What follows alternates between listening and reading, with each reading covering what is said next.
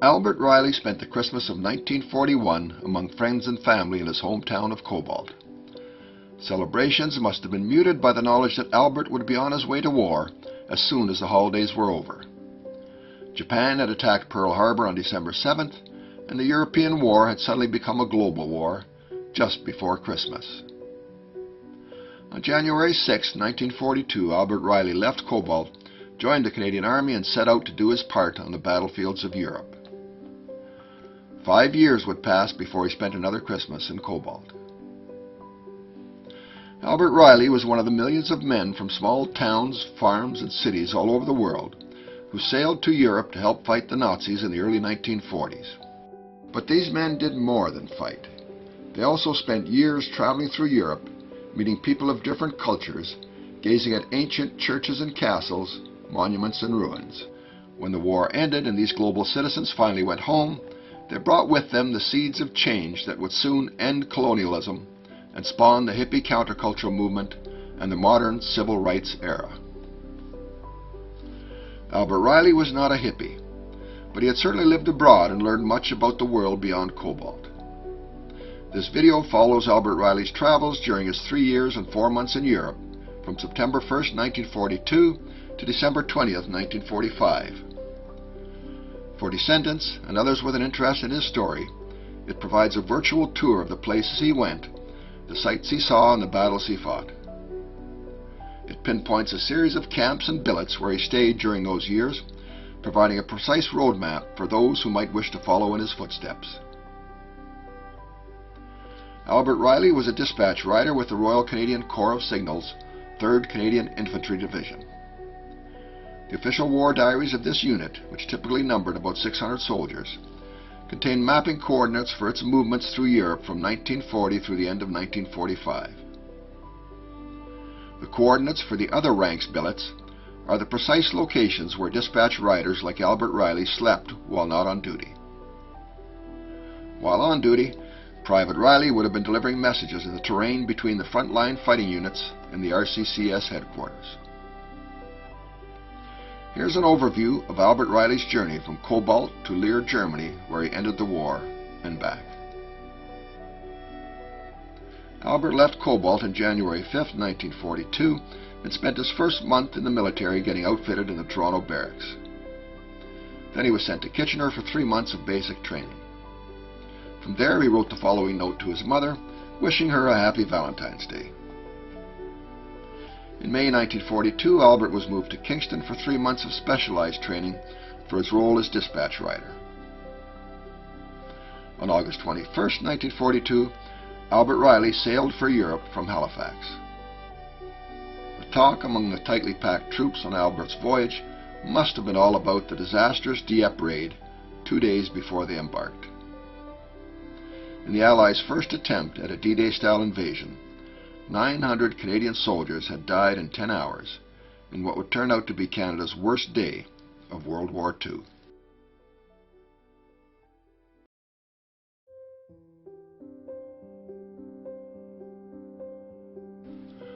Like all Canadian troops arriving in Europe during this period, Albert Riley landed at Greenock, Scotland, at the mouth of the River Clyde, then travelled by rail from Glasgow through the length of England to the Aldershot military base near London in the south. After 3 months of training and his 24th birthday at Aldershot, Albert joined his unit at Shermanbury Grange, where he would spend the next 22 months, the longest he would spend in one location during his war years. Albert was one of about 350,000 Canadian soldiers stationed in England during the early 1940s, waiting for the invasion of Nazi-occupied Europe to begin. The war diaries show 3 things kept Albert Riley and the other Canadian troops busy during the long months of waiting in England: combat training, sports, and dancing. That's right, dancing. The war diaries are full of entries describing recent and upcoming dances, detailing the flowers and decorations, the musicians and the ladies in attendance. Wartime romances were common, and some 45,000 Canadian soldiers married British war brides during World War II, but not Albert Riley. We don't have precise coordinates for Albert's location at Aldershot during the fall of 1942, but the Aldershot Military Museum, located in the historic barracks area, is a good place to start. His barracks were likely near here. The second place to look for Albert's footsteps in Aldershot is at the Catholic Cathedral. Albert almost certainly attended services in this church during his 3 months at Aldershot. After 3 months at Aldershot, Private Riley moved to Shermanbury Grange, where he would spend the next 22 months, including his 25th birthday and the Christmases of 1942 and 1943. On this map, you can see the location of Private Riley's barracks, identified as other ranks billets in the war diaries, the officers' billets in Partridge Green, and the headquarters of the Royal Canadian Corps of Signals, 3rd Canadian Infantry Division at Knepp Castle Estate. Here's a closer look at the Shermanbury Grange barracks location.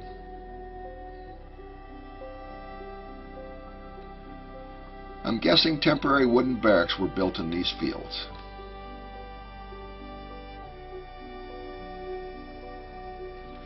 St. Giles, an abandoned 14th century church 1 kilometer from his barracks, must have been one of the first ancient cultural sites Albert had the opportunity to examine on his European journey. He would have also known about the 19th century monastery, St. Hugh's Charterhouse, 2 kilometers north of Shermanbury, but the windowless outer walls suggest it's unlikely he set foot inside. Partridge Green is a small village 2 kilometers from Albert Riley's barracks. You're looking at the main intersection. In 1942, this building was the Station Hotel. Albert almost certainly set foot in this building and may have drank a pint or two here. He certainly stood on this street corner at some point during his 22 months of living nearby.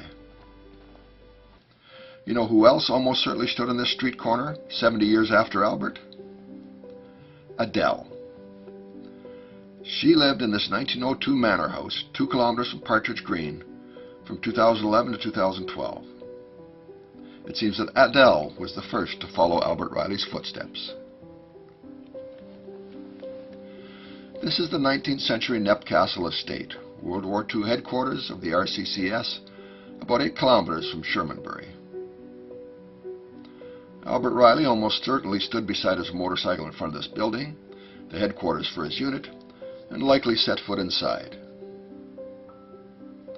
He probably also stood in front of these ruins, the remains of 1,000-year-old Knepp Castle, about 6 kilometers from Shermanbury. This photo was likely taken during the time Robert Riley was stationed at Shermanbury, waiting to go into combat. It was during this period that his name appears in the war diaries for the first time. An order issued January 25, 1944, shows his name on a list of about 200 men who were fined 1 shilling for barracks damages. It looks like almost half of his unit was disciplined in an effort to clean up the camp. Albert was given leave to visit London 5 times during his 22 months at Shermanbury Grange. London must have been an exciting place during World War II, bursting at the seams with off-duty soldiers from all over the world.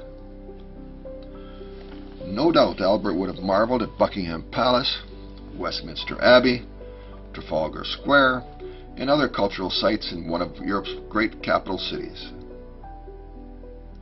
In this letter to his mother in February 1943, he tells her about meeting his brother Basil in London during one of those visits. Basil was on his way to Italy with the 1st Canadian Infantry Division. Here's where things stood on the eve of D-Day. The Germans had won every battle during the first 2 years of the war from 1939 to 1941. But then they lost the Battle of Britain in 1941 and the Battle of North Africa in 1942, and had been retreating on the Italian front and the Russian front since 1943. A successful Allied invasion of occupied Europe's west coast would seal Germany's fate.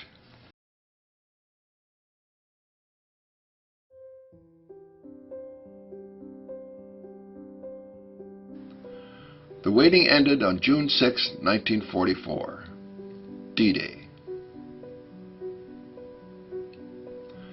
The 3rd Canadian Infantry Division led the way, landing 21,400 troops on Juno Beach.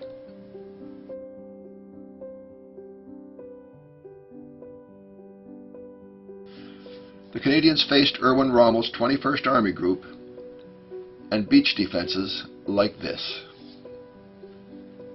taking 340 fatalities and almost 600 wounded on the first day of the assault. By nightfall, the Canadians, British and Americans had established their beachheads and advanced a few miles inland. Caught by surprise, the German 7th Army fell back, but quickly regrouped and counterattacked repeatedly, preventing the Allies from breaking out of Normandy for almost 3 months. Sadly, 156 unarmed Canadian prisoners of war were executed by the 12th SS Panzer Division during the first 3 weeks of the Normandy invasion. This was the world Private Albert Reilly entered when he landed at Juno Beach on July 1, 1944, D-Day plus 25, just in time for the final Battle of Caen.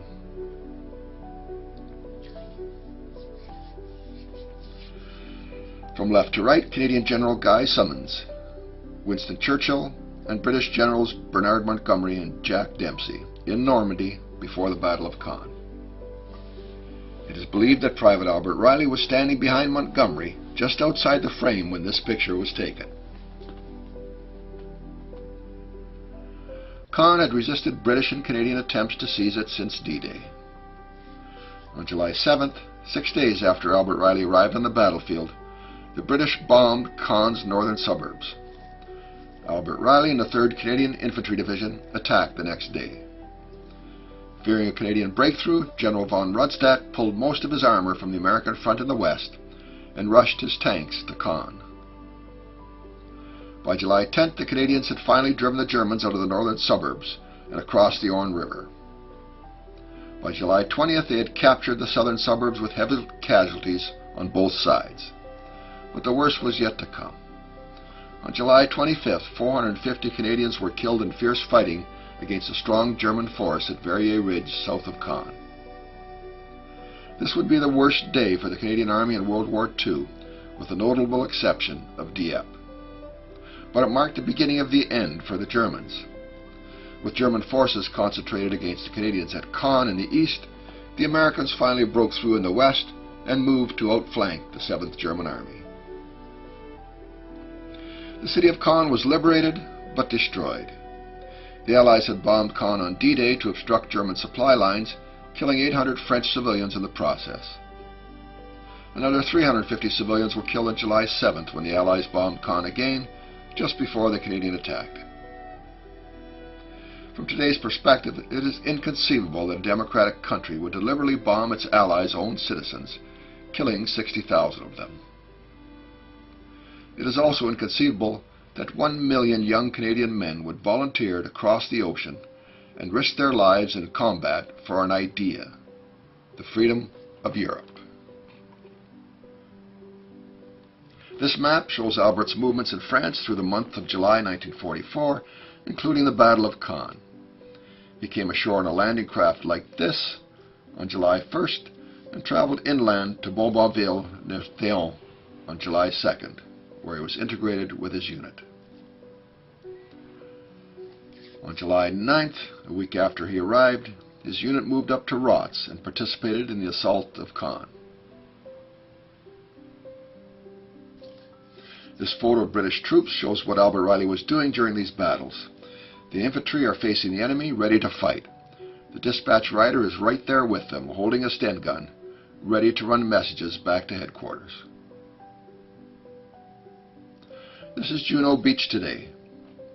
This is where we start following Albert Reilly's wartime footsteps through continental Europe. This is Bougainville. Albert spent 1 week here preparing for his first battle, likely in these fields. This abandoned 1,000-year-old St. Peter's Church was less than 1 kilometer from his tent camp, and he likely stood in front of this building at one point. On July 9th, his unit moved up to Rots and joined the 3rd CID assault on Caen. For the next 11 days he slept in tents in these fields while running messages up to the infantry and armoured units fighting in the suburbs of Caen. This 12th century Catholic church stood in the centre of Rots. St. Win was less than 1 kilometre from Albert's camp. It seems fairly certain that Albert stood here looking at this church in July 1944. On July 20th, Albert Riley and the 3rd Division crossed the Orne River over a bridge at this exact location to the southern suburbs of Caen, which had just been captured. This is where he was when the Canadians suffered one of the worst wartime casualties at Verrier Ridge. 6 days later, he moved back across the river to this intriguing location, Petit Lourdes, Little Lourdes. It's a small-scale replica of the shrine at Lourdes, built in a natural grotto under the church 100 years ago. It seems likely that his unit billeted themselves in the school dormitory behind the church for 3 days in 1944. Caen was destroyed in World War II, but like most of Europe, was quickly rebuilt afterwards. Today, Caen's attractions include the restored Caen Cathedral, the 11th century Caen Castle, 15th century Caen Chateau, and the Peace Museum. On July 29th, Private Riley and the 3rd Division withdrew to Pont-sur-Soule to rest in these fields after the battle. Pont-sur-Soule is an ancient Norman village with another 11th century church, St. Trinity, less than 1 kilometre from the RCCS camp. Albert Riley almost certainly saw this church. The 17th century Chateau de Montville was 2 kilometres from the camp, and one would imagine that he probably saw this magnificent building as well.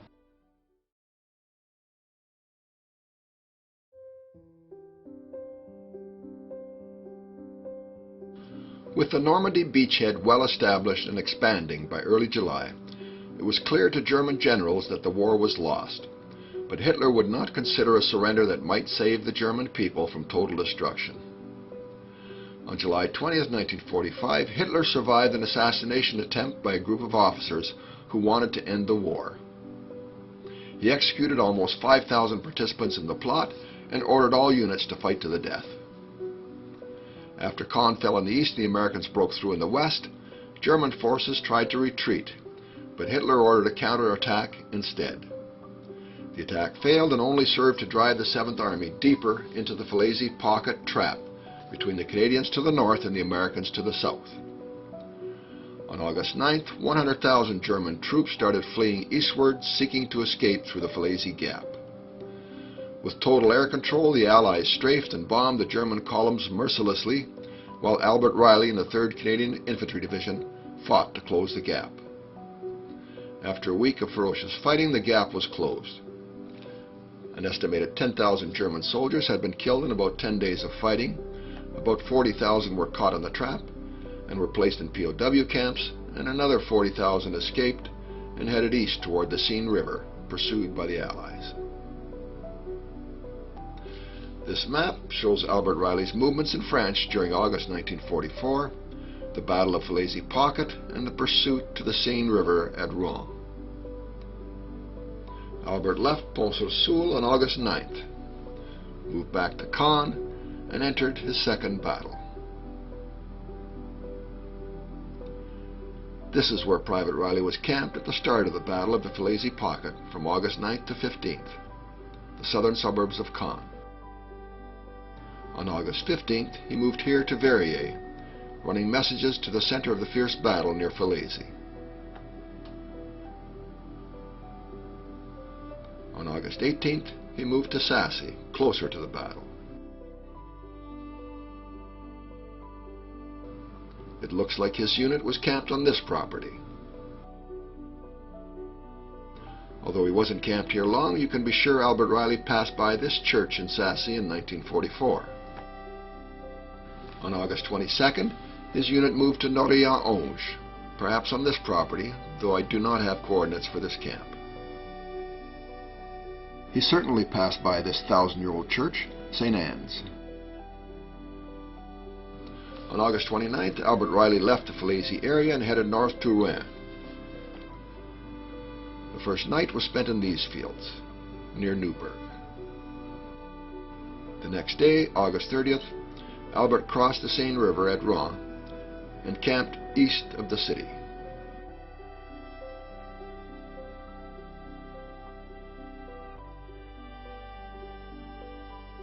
August 31st found Albert camped near Calais, north of Rouen.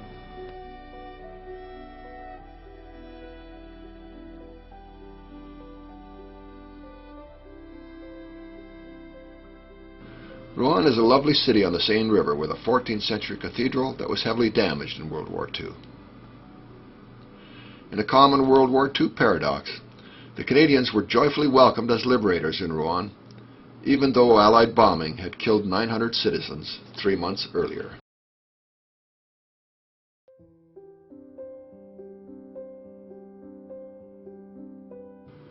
The Normandy campaign ended after the Battle of the Falaise Pocket, as the Allies pursued remnants of the German 7th Army fleeing east towards Germany and the Rhine River.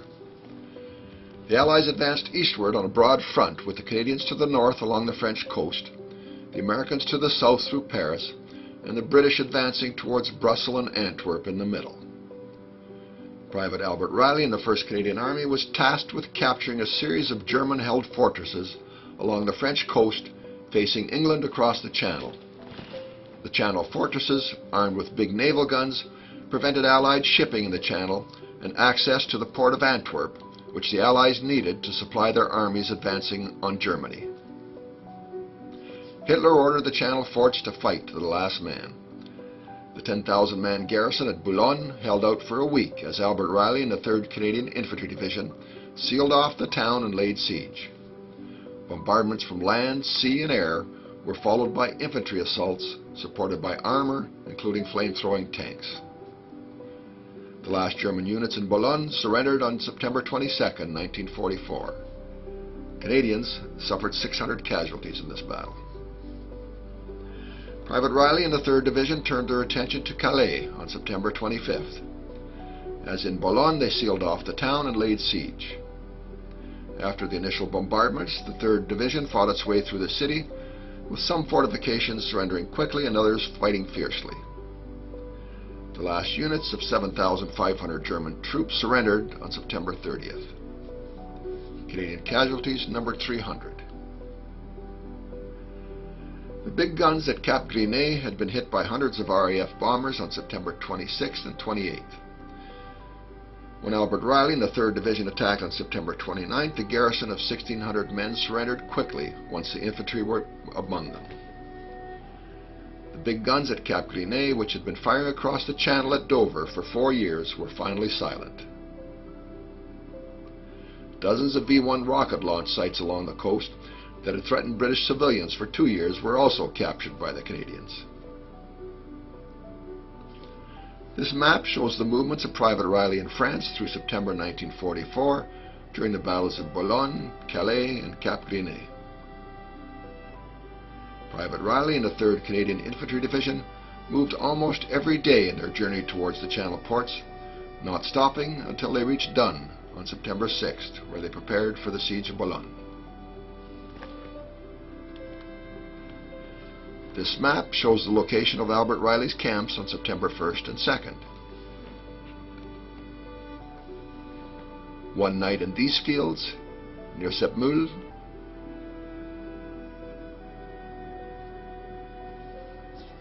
One night in these fields, 3 kilometers north of Le Tréport.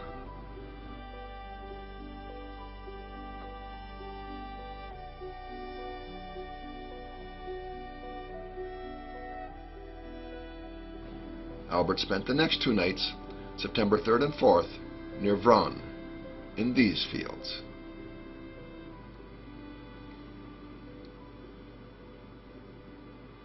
On September 5th, Albert camped near Caumont. On September 6th, he reached Dun, where he would camp for 17 days, his longest stay in one location since landing in France 2 months earlier. Here's a closer look at his camp near Caumont. Coordinates put his unit in this field. Here's a closer look at his camp at Dund. The village in the foreground is Le Touquet. The war diaries don't have coordinates for this camp, but this is the Don's neighborhood, and Albert's unit would have been camped in fields or forests near here. From here, Private Riley in the 3rd Division laid siege and captured Boulogne. He celebrated his 26th birthday here 1 week before the attack went in. There are 2 notable sites in Duns. The first is the Etaples Military Cemetery from World War I, with 11,500 graves, including some Canadians, one of the largest military cemeteries in Europe. Albert's unit passed right by this cemetery on the road into Duns. The second site is the Duns Chateau, an 18th century hunting lodge. On September 23rd, Private Riley in the 3rd Division moved to Harlingen and began the siege of Calais and Cap Gris-Nez. For the next week, Albert's off-duty time would have been spent in these fields. His on-duty time would have been spent somewhere between here and Calais or Cap Gris-Nez. On September 30th, the last garrison at Cap Gris-Nez surrendered, and Albert Riley's unit moved to Lick, where it would spend 3 days in these fields, regrouping and preparing for its next task. This is Calais today, and this is one of its major cultural sites. The 19th century City Hall with Rodin's 1922 sculpture in front, the Burghers of Calais. This is Boulogne.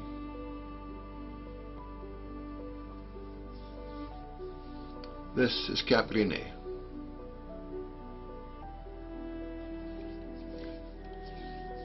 And this is the Canadian War Cemetery at Calais.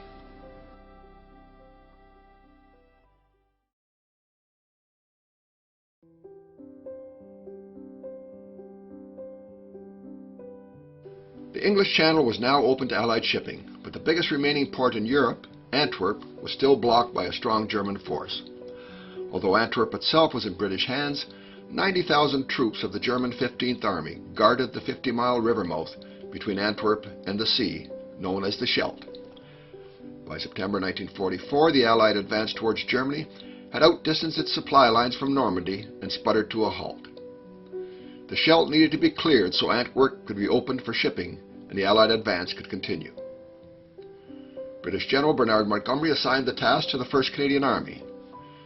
Private Riley and the 3rd Canadian Infantry Division were given the job of clearing the Germans out of the Breskens Pocket near the Leopold Canal. This little-known battle turned out to be one of the bloodiest engagements for the Canadian Army in World War II. Private Riley and the 3rd Division attacked across the Leopold Canal and into the Breskin Pocket on October 6th. The Germans had opened the dikes and flooded the terrain, turning it into a maze of ditches, rivers, canals, dikes, and ponds, making it difficult to move. Fighting a strong army that had been ordered to fight to the death, the 3rd Canadian Infantry Division took horrific casualties as they fought for every inch of ground. 700 men killed in 5 days. The battle ended on the 3rd November when the Breskens Pocket was closed and all the German forces south of the Scheldt were eliminated. 3 days later, the last German troops on Walcheren Island surrendered, and after minesweepers cleared the river, the port of Antwerp began to supply Allied armies, and the advance on Germany resumed. This map shows Private Riley's movements through France and Belgium during October 1944 into early November, including the battles of the Scheldt and the Breskens Pocket.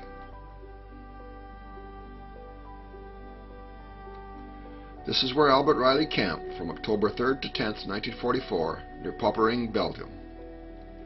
He was camped on the grounds of the 19th century de Lovey Castle, Love Castle, which was being used as a sanatorium for tuberculosis patients at the time.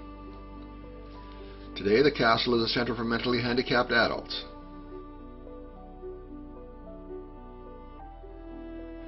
The park beside the castle contains the scant remains of a V-1 launching site captured by the Canadians, and the Canada Forest, a tribute to the Canadian Liberators.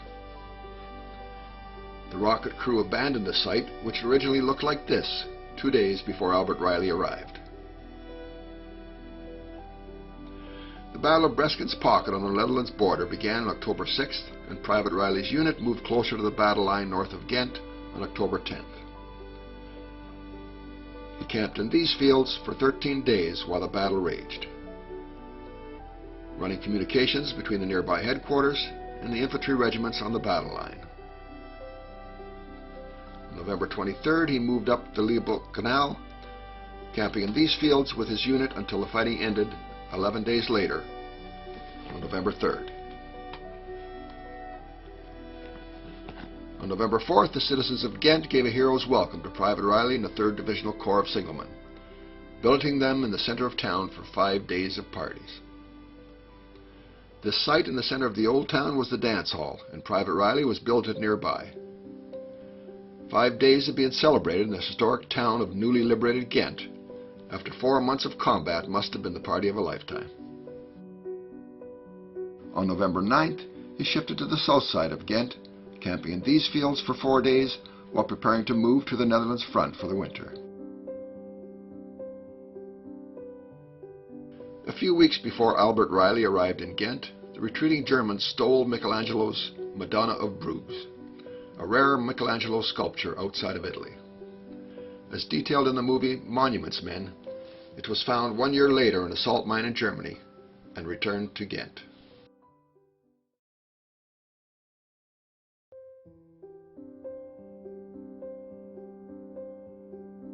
After the Battle of the Scheldt, 2nd Canadian Corps was ordered to take over the Nijmegen salient and hold the line through the winter. On November 11th, Albert Riley and the 3rd Canadian Infantry Division traveled 250 kilometers to Nijmegen, Netherlands, on the banks of the Rhine River. Private Riley and his comrades were thoroughly exhausted after the Battle of the Scheldt. The smallest of the 3 Allied armies fighting in northwest Europe had fought some of the heaviest battles, took some of the highest casualties, and had not stopped since D-Day 5 months earlier because, unlike the Americans and the British, it lacked the reserves to rotate troops. 3 months of holding the winter battle line in Nijmegen wasn't exactly a rest for Albert, but almost. The troops would carry out small patrols, testing the enemy positions. They also had to be on alert for enemy patrols and occasional shelling. At Nijmegen, the Allies held the last remaining bridge across the Rhine River. Albert Riley and the 3rd Canadian Infantry Division had to protect that bridge. This is where Private Riley spent 3 months in the winter of 1944-45. It's a medical research facility today, but it was likely a Dutch Army barracks at the time, as the troops would want to be indoors during the cold Dutch winter. This is where Private Riley was camped when Hitler launched a massive surprise winter attack against American lines in the Ardennes forest 100 miles to the south. The Battle of the Bulge. 450,000 German troops aimed to retake the port of Antwerp and cut off Allied supply lines in the last desperate German offensive of the war. After 6 weeks of fighting and 8,500 American fatalities, the deadliest battle for Americans in World War II, the German army was finally broken and could now only retreat. But the dying wasn't over yet.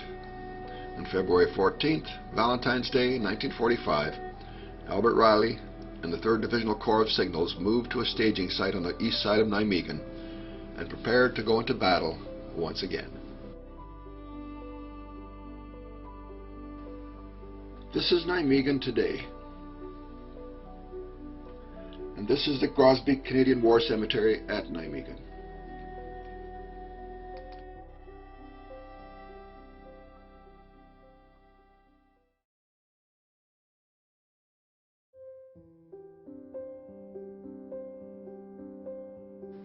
Allied strategy at this point in the war involved getting the Canadian, British, and American armies all up to the Rhine River along its entire length before attempting to cross. And the plan was to cross the Rhine first in the northern sector, where Albert Riley and the 3rd Division were fighting. One of the last German strongholds west of the Rhine was the Reichwald Forest near Cleve, and with the Battle of the Bulge over, the Allies were ready to move on the Reichwald, with the Canadians and British advancing from the north and the Americans advancing from the south in a pincer movement. The assault began on February 7th with 750 RAF bombers and more than 1,000 artillery pieces opening up on Cleve. The next day, 50,000 Allied troops, including Albert Riley and the 3rd Division, attacked.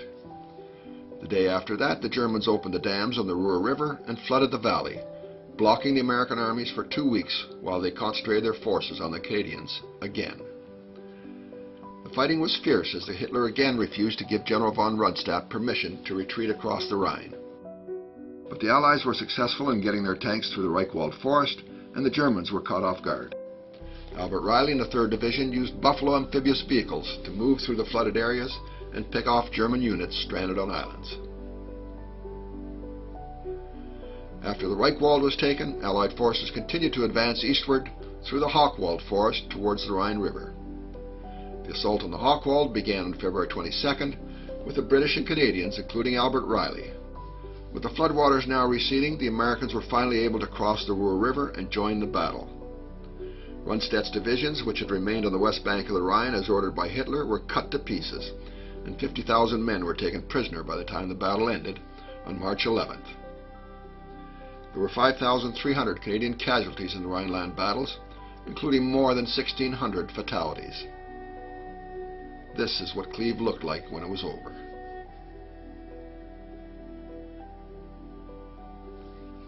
This map shows Albert Riley's movements in the Netherlands and Germany from February 14th to March 11th through the Battle of the Rhineland. By the time Private Riley moved to the east of Nijmegen on February 14th, the battle had been underway for a week already. On February 17th, his unit moved up to the northern outskirts of Cleve, near the Cleve Zoo. Then, after the city was taken, moved through the city to the south side on February 20th. Apparently, Germany does not permit Google Street View cameras, so we have no street-level views of Albert Riley's campsites in Germany. On February 28th, his unit moved south again to these fields as the battle raged in Gotch and the Hochwald.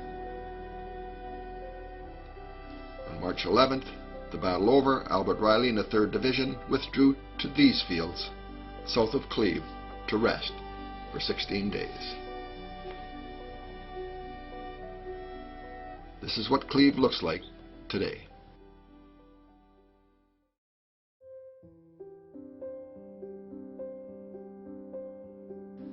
The long road from the Normandy beaches had reached the banks of the Rhine River, the last major barrier before the heart of the enemy's homeland.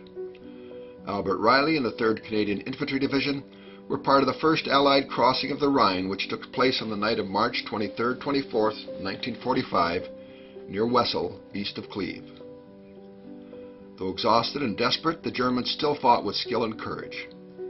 During the last month of the war, the casualties kept coming.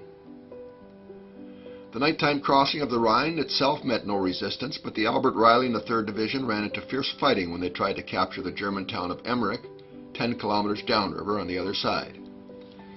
3 days of fighting ended on April 1st with 174 Canadian casualties, including 44 fatalities. A few days later, the rest of the 1st Canadian Army crossed the Rhine on pontoon bridges built at Emmerich and began the final push northward through the Netherlands to the North Sea coast. The 3rd Canadian Infantry Division moved north from the bridgehead on July 7th, cleared the area around the Gissel River, and after several days of stiff fighting, occupied the historic town of Zutphen. Then, pushing forward, they captured Deventer, Zwolle, Leeuwarden, and reached the North Sea on April 18th. Albert Riley and the 3rd Division then moved east through Groningen into northern Germany to the Weser River. Here, Albert Riley fought his last battle. The 3rd Division captured the town of Leer on April 29th after 2 days of fighting, supported by bombing and artillery. There were 70 casualties, perhaps 20 fatalities. On April 30th, with the Red Army 500 meters from his bunker in Berlin, Hitler took his own life. The war sputtered on for a few more days, ending first in Italy on May 2nd, then in the Netherlands on May 5th, and finally in Germany on May 7th. Albert Riley and the 3rd Division were advancing on the port of Emden when hostilities ended in their sector on May 5th. This map shows the movements of Private Riley in the 3rd Divisional Corps of Signals through Germany and the Netherlands during the last month of the war.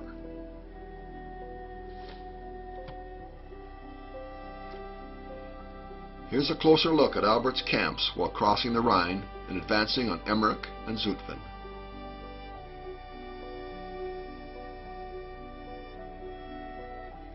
On March 27th, he camps in these fields before crossing the Rhine in Buffalo amphibious troop carriers and camping here on the other side on March 28th. He camps in these fields for 5 days while fighting for Emmerich and building the bridges there. Then Albert moves up to the Jussel River, camping here for 1 night.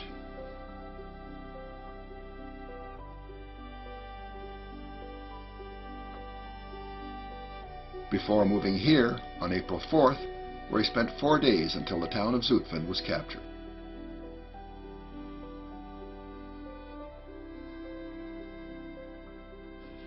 From there he continued northward past Deventer, Hainaut, and Heerenveen, camping here for 5 days while Deventer was being taken.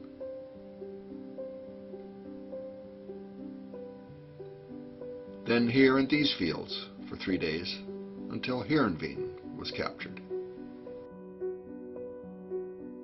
On April 15th, he moved here where he spent the next 11 days while plans were made for the last phase of the war. On April 26, Private Riley and the 3rd Canadian Infantry Division traveled through Groningen, Netherlands on their way to their last battle in Leer, Germany. This map shows Albert Riley's camps in Germany during the last week of the war. Private Riley camped in these fields, now turned into suburbs, for 5 days while the 3rd Division prepared for and then fought its final battle to capture Leer. Afterwards, Albert moved closer to Leer, camping here for 1 day on May 1st, before moving through Leer and camping here at Julian Park for the next 3 days. This is where he was camping when the war ended. An idyllic nature park in a broken, defeated country. The 1st Canadian Corps across the border in the Netherlands found themselves at the center of euphoric liberation parties. By contrast, Albert Riley and the 2nd Canadian Corps in Germany found themselves punished harshly if they fraternized with enemy civilians, who were anything but joyful. Later that day, Albert moved 10 kilometers northeast to Hessel, where he would spend his first 2 weeks of peace in this forest.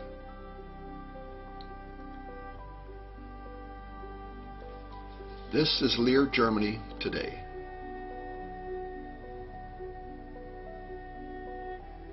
This is Evenberg Castle in Leer.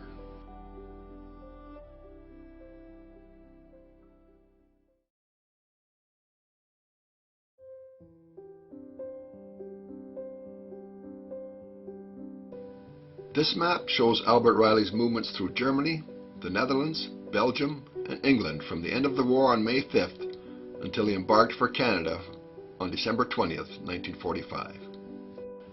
After spending 2 weeks at Hessel, Germany, Albert moved to this area of the Netherlands between Utrecht and Amersfoort while waiting to be repatriated. Here he must have caught the tail end of the Holland Spring, the love fest between Canadian soldiers and Dutch civilians that followed liberation. After 18 months of war, overwhelming gratitude from the people he was fighting for must have felt great. Albert left Hessel and moved here near Utrecht on May 19th, where he spent 2 months before moving here to the Zosterberg barracks.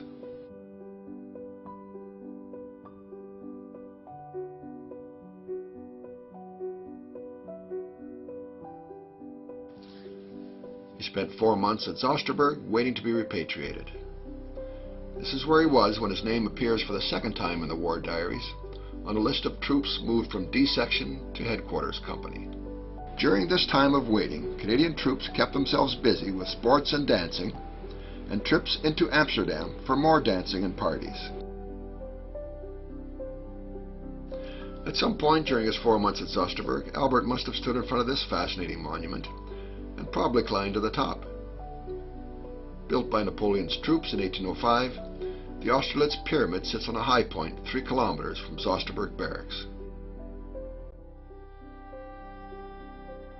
Finally, on November 17th, Albert was moved to the repatriation depot at Nijmegen before making his way by train to the port of Antwerp, Belgium.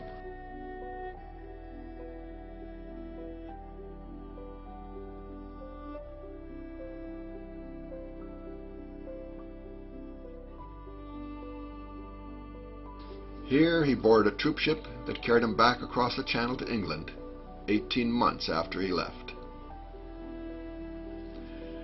He probably landed at Tilbury Docks and went to the barracks in Reading, where he spent his last month in England, before embarking for Canada on December 20th. But not before he had 2 weeks' leave in post-war London during the first peacetime Christmas holiday season in 5 years. It must have been the time of his life.